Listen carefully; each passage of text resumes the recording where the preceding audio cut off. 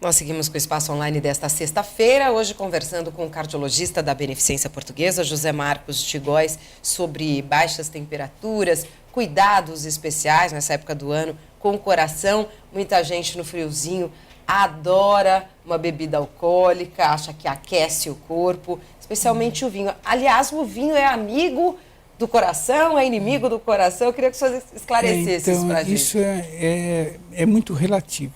Então, a pessoa precisa ver com o seu médico como é que está o seu metabolismo. Então, se ele tem triglicérides, que é uma gordura no sangue alta, o vinho ou qualquer outra bebida alcoólica que tem etanol, o vinho varia a graduação, né? O etanol aumenta triglicérides. Então, é uma pessoa que, se tiver com triglicérides alto, diabetes descontrolado, não pode tomar nem vinho, nem nenhuma bebida alcoólica. Se ele tem uma tendência à arritmia, a gente sabe que o etanol, que tem no vinho e tem em todas as bebidas alcoólicas, também deve evitar. E o frio, que a pessoa acha que bebendo ele vai se aquecer, é falso, né? Quer dizer, normalmente ele dá aquela sensação de calor no início, mas depois dá uma vasodilatação. Então ele passa a ter mais frio e perder calor para a temperatura ambiente. Ao passo que uma bebida aquecida, como chocolate, um chá, ela costuma aquecer a pessoa sem que faça uma vasodilatação reflexa, né? Então é comum, às vezes, pessoas que ficam na rua e bebem muito, né, para aquecer, e acabam ficando com uma hipotermia e às vezes morrem, porque não são recolhidas a tempo, e a hipotermia profunda leva a outro problema, que é a arritmia. E a arritmia pode muitas vezes ser fatal.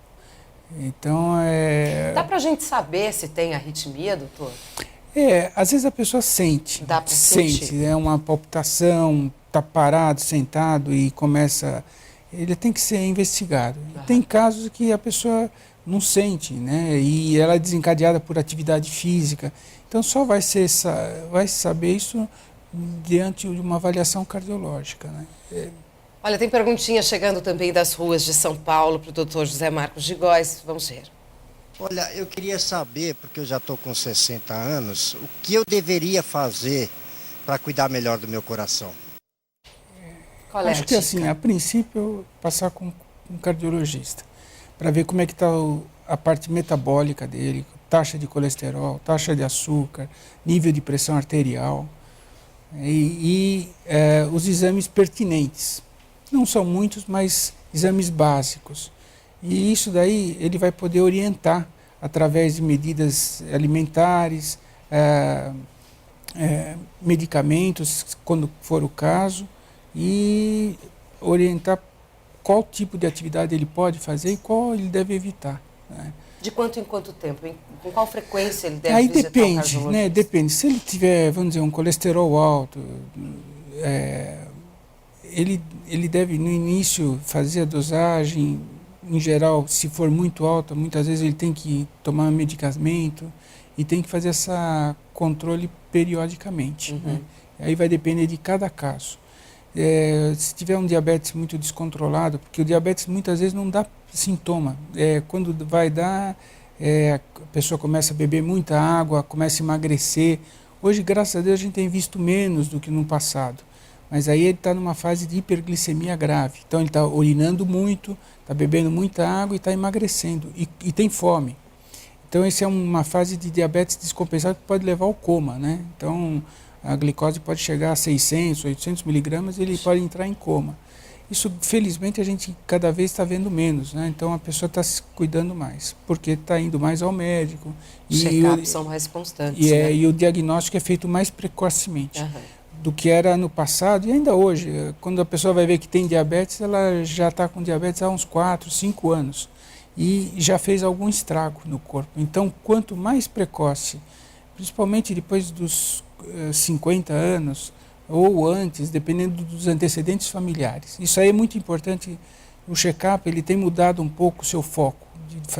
Aquela bateria de exames que se fazia no passado, hoje está se direcionando mais aos seus antecedentes familiares. Se aquela família, a maioria morreu do coração, os pais morreram com 55, a mãe com 60 anos, essa pessoa tem que ser olhada com outros olhos do que aquele que o pai morreu com 90, a mãe com 95, é diferente. Ou aquele que morreu com câncer de intestino grosso e não teve nenhum caso de cardíaco na família.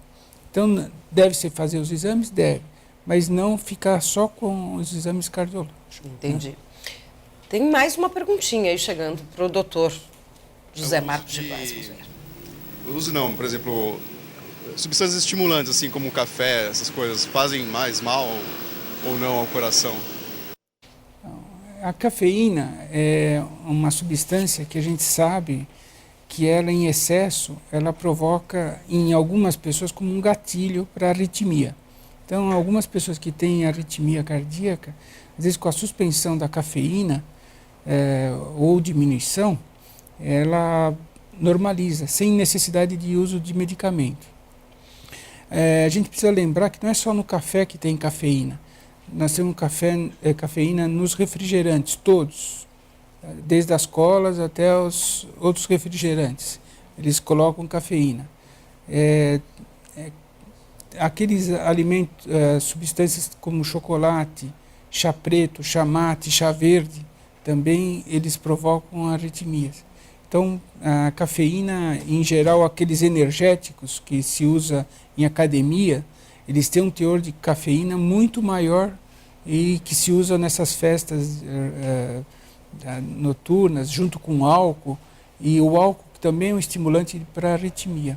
Então, o jovem, muitas vezes, não tem no momento, mas tem no dia seguinte.